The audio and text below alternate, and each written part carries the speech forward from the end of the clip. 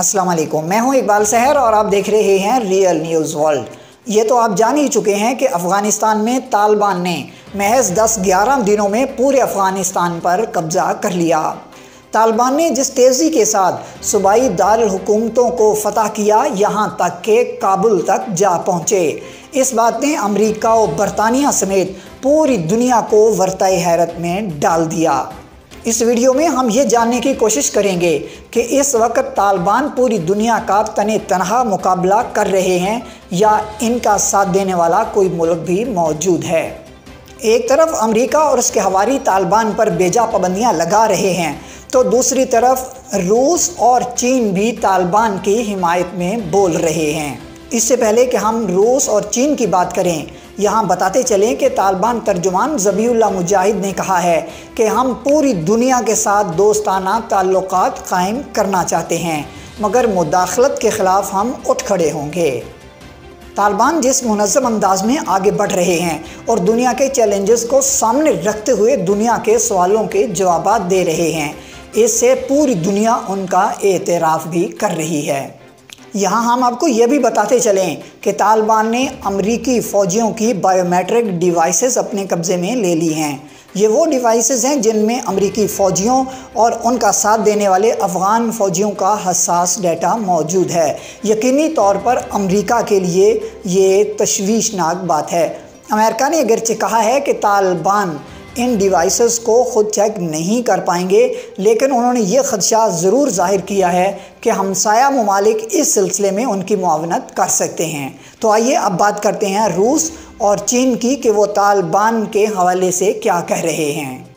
रूस और चीन ये दोनों ममालिक तालिबान के लिए नरम गोशा रखते हैं और तालिबान की हिमायत में मुसलसल बात कर रहे हैं।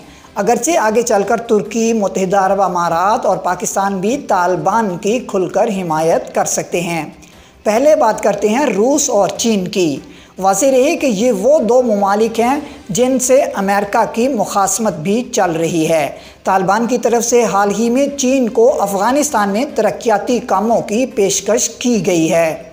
तालिबान के तर्जुमान सुहेल शाहीन ने चीनी मीडिया से गुफ्तगू करते हुए कहा कि चीन अफ़गानिस्तान की तामीर और तरक्की में हिस्सा ले सकता है।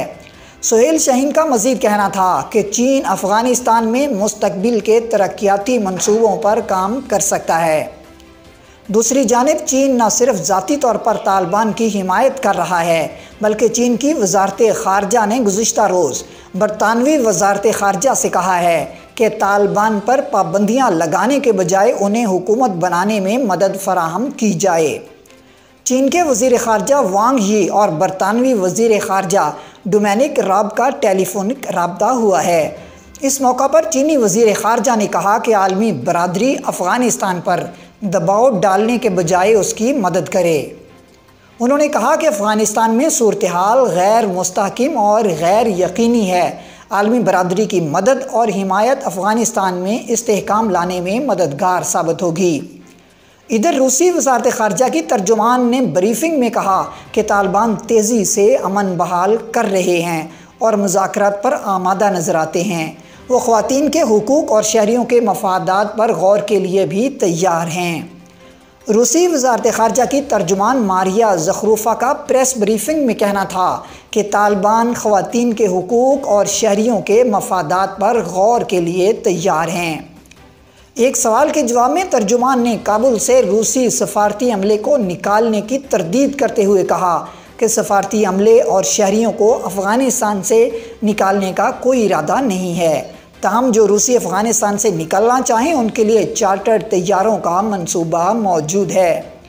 वाज़ेह रहे कि तालिबान ने इतवार 15 अगस्त 2021 को अफ़गान दारुल हुकूमत काबुल पर कब्ज़ा कर लिया था, जिसके बाद वहाँ मौजूद अमरीकी फ़ौजी और अफ़गान सदर अशरफ गनी समेत मुतअद्दिद अहम हुकूमती ओहदेदार मुल्क से फ़रार हो गए। ये बात नहायत खुश आमदीद है कि काबुल पर कंट्रोल के बाद तालिबान ने आम मुआफ़ी का ऐलान किया और आलमी बरादरी से कहा कि वो इनके साथ मिलकर काम करे।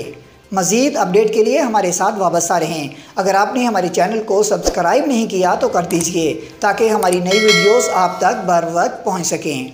مجھے دیجیے اجازت، میں ہوں اقبال سحر اور آپ دیکھ رہے تھے ریئل نیوز ورلڈ۔